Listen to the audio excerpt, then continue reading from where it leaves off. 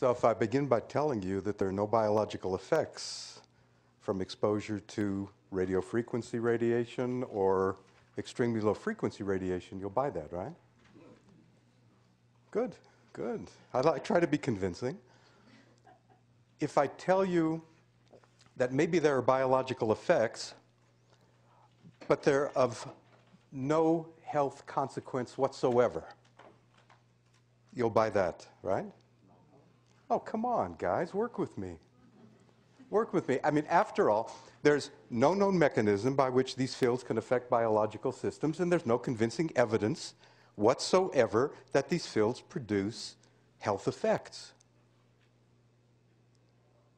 I'm not winning you over, right? Well, of course there are.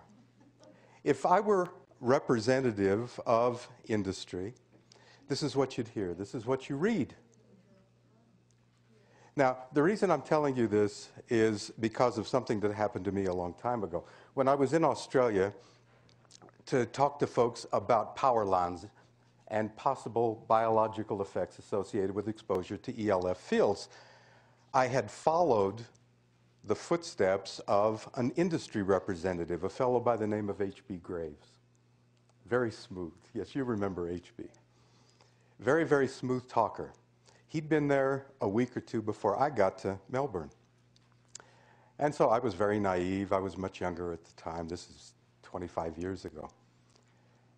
And when I was interviewed by a radio station, one of the first questions they asked me was, "Good, we heard what HB had to say, and I'm listening to what you have to say. Why should we believe you? How do we know who to believe?" And I figured, that's one of the best questions anybody ever asked. How do you know who to believe? On what basis do you attempt to discuss this issue with other people? So, what I want to do for a little bit with you guys today is talk about a couple things. I don't want to catalog effects. I know it says I'm going to talk about DNA damage and RFR exposure, and I will tell you, yes, RFR exposure can damage DNA. There you have it. And I'll talk a little bit more about it in context in a bit. But rather than just catalog biological effects for you, that doesn't get us anywhere. It's like preaching to the choir. What I'd rather do is provide some perspective for you so that the question of who do you believe takes on a slightly different meaning. Now, what I want to do, I'll try and get this done in the 20 minutes, I want to discuss a couple things with you. I want to discuss what certain literature refers to as contrary data. And we see a lot of this in biological systems and in biological research. And by contrary data, what I mean is opposing views of the same subject. One paper says this happens, another paper says, no, not that, this. So we have contrary data, but contrary data has to be viewed within the context of existing science. So I want to talk a little bit about that with you. Plus, there's one other thing that I think turns out to be important. I know we have people here who have to deal with regulatory issues, with policy issues. And so the whole issue of weight of evidence is something you're going to hear about. Most people don't know what it means. Most people have a good reason for not knowing what it means. And even when you think you know what it means, you don't. And often it's a misused term. So I want to spend a little time talking to you about that. So, contrary data. By contrary data, what I really mean is data that is opposed to current scientific beliefs. Let's put it in that context first.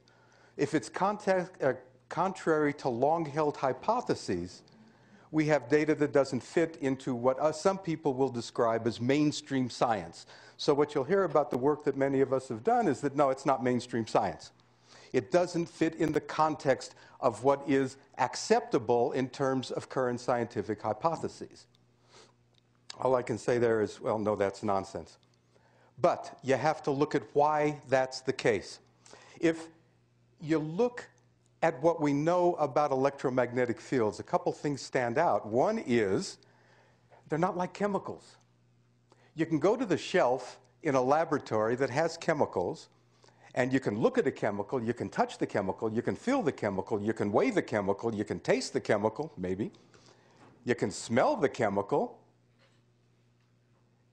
You can develop easy assays for it. If the chemical is introduced into biological system, you can often find residues associated with that chemical. You know where it's been.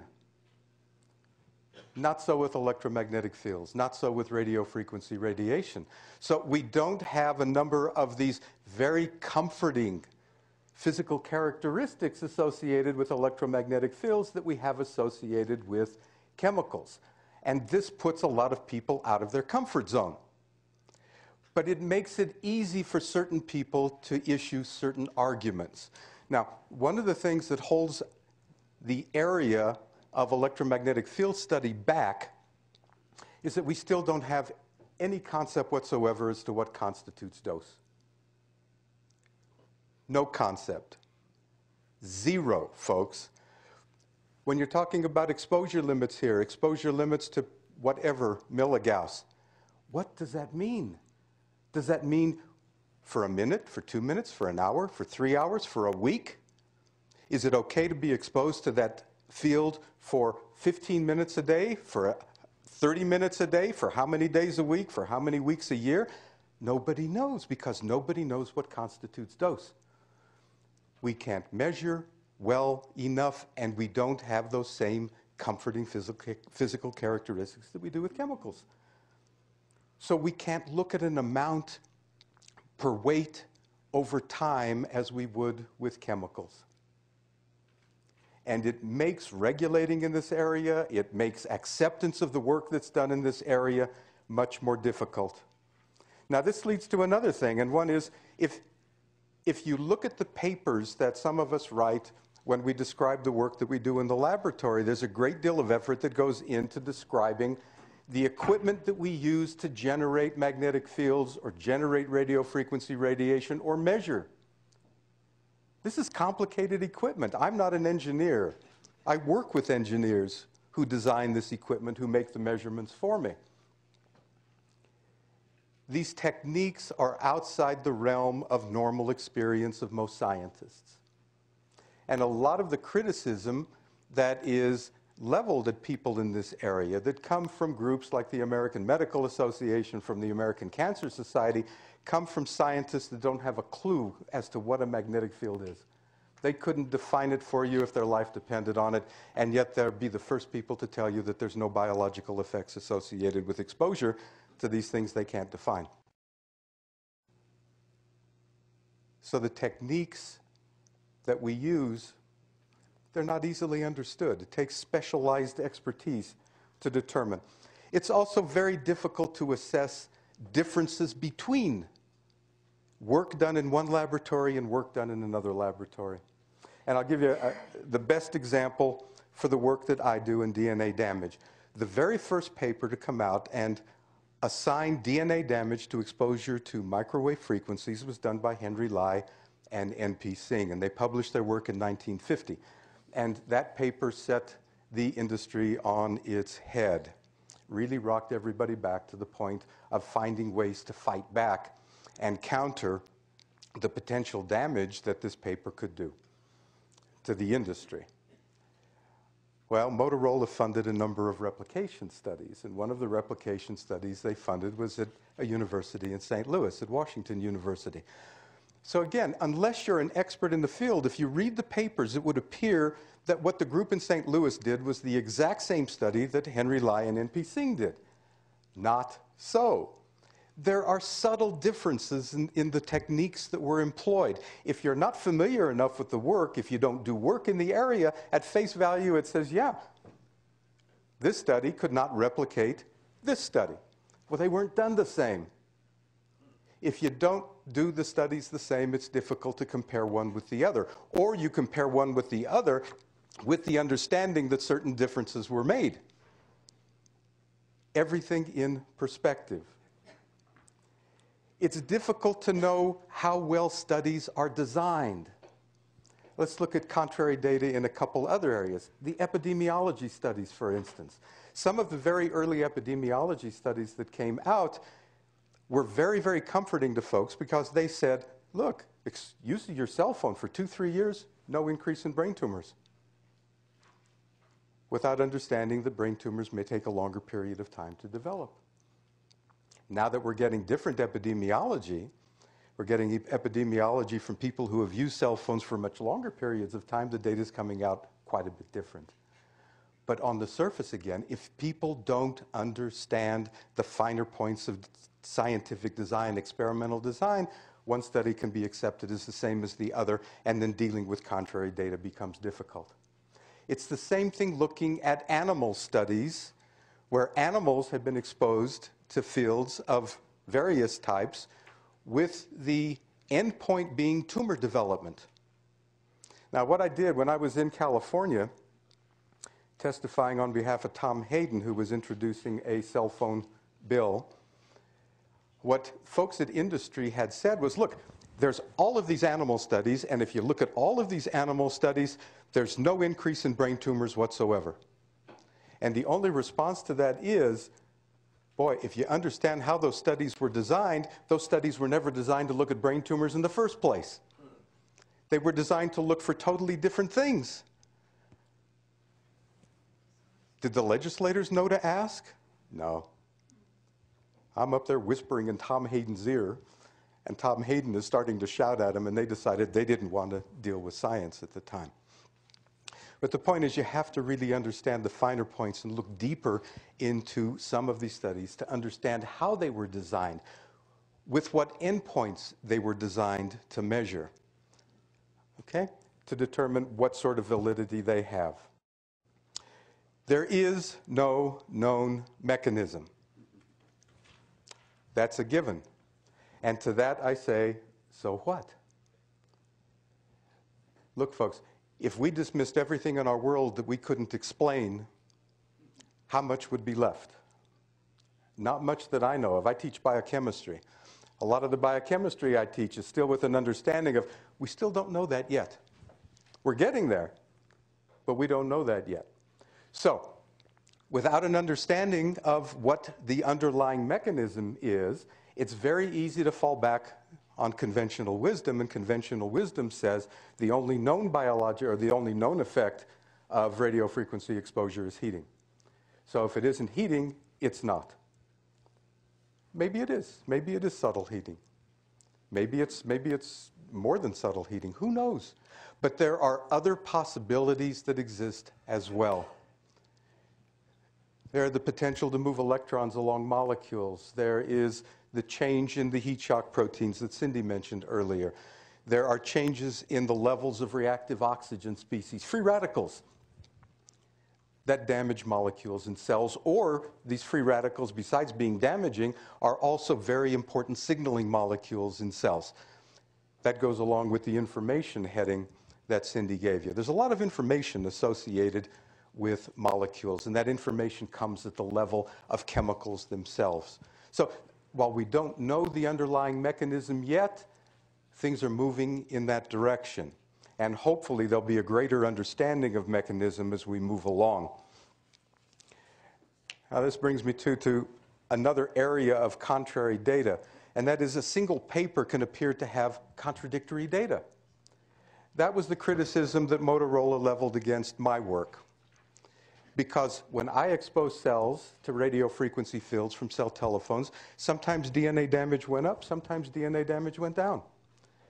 And when I talked to May Swycord says, in his own physics engineering way, that sort of consistency isn't acceptable. And in my own biological way, I said that sort of consistency is what biological systems are all about.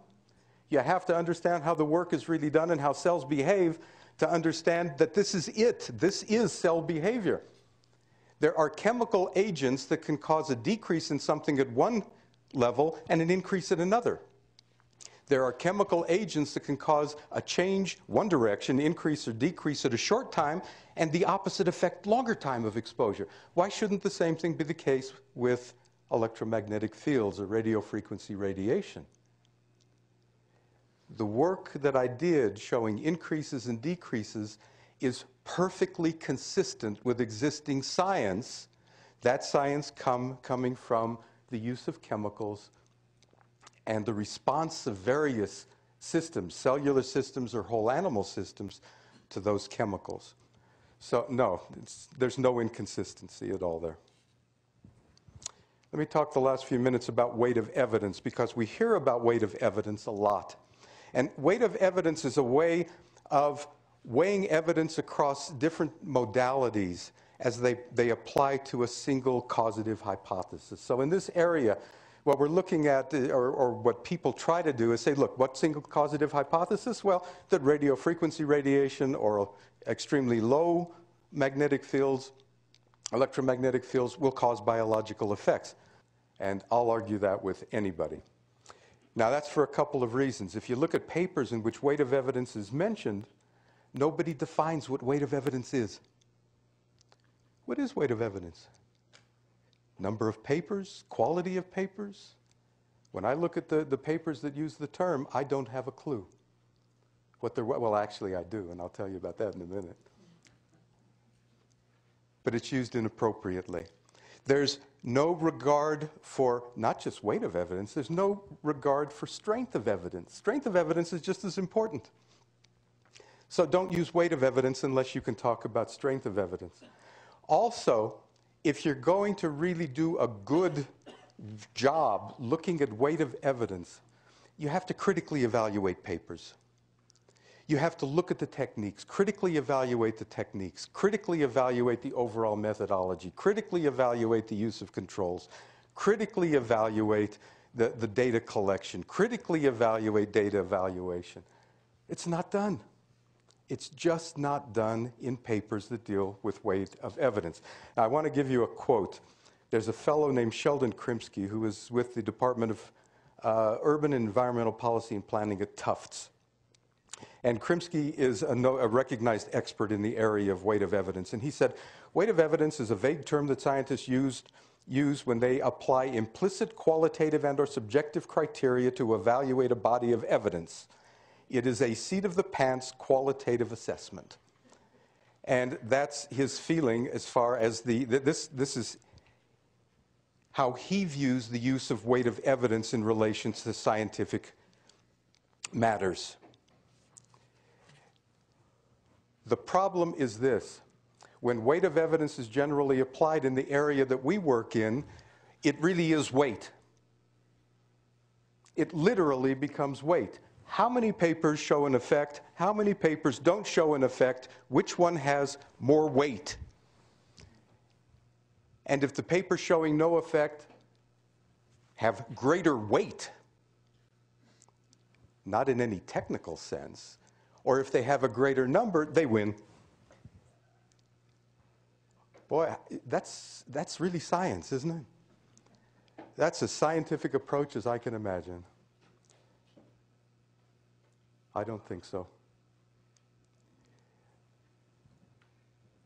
You don't use papers to cancel one another. Scientific papers don't cancel one another. If you use scientific papers to cancel one another, you're missing a tremendous opportunity to learn something. And so that brings me to a conclusion for you. What I want to do is give you another quote from George Bernard Shaw. He said, the moment we want to believe something, we suddenly see all the arguments for it and become blind to the arguments against it. None of us need to be blinded to anything. So here is my conclusions for you. In this field, as in all fields of science that I know of, and I've kept up with a lot over 40 years, there's good work and there's bad work on both sides of the issue. The last thing I'm going to tell you folks is that every paper out there that shows a biological effect, by God, that's a winner. It's not. There's a lot of crap out there. Scientific crap. But that's on both sides of the issue. It's very, very important to be critical. It's very, very important to remember that this is not an issue about anything but the science. Without the science, this issue isn't going to move anywhere. Emotion is good. Emotion will move things a certain distance, but the underlying science has to be there.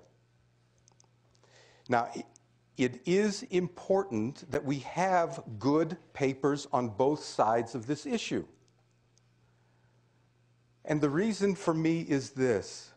All it would take for me is one really, really good, well-done paper, a paper about which I could find no fault, that shows a biological effect for me to believe that biological effects are real. I don't care how many negative studies would follow. We need those positive studies, the good ones, and we need the good negative studies to give us a complete picture of what's happening. How else are we going to know under what conditions something happens and under what conditions something doesn't happen? How are we ever going to determine what dose is? How are we ever going to determine what critical parameters are if we don't look at both good and bad studies? What we don't want is to have industry dismiss the good work that's being done in this area. They'd love to throw that cloak of invisibility over the entire issue and make it go away. Well, the unfortunate thing for them is it's not going to go away. Many of us will see to that. But the unfortunate thing for us in the meantime is that we spend all of our efforts trying to counter arguments and nothing ever gets moved forward. We don't get the money to do the work that we need to do. And we need that underlying science to help advance the issue. Thanks.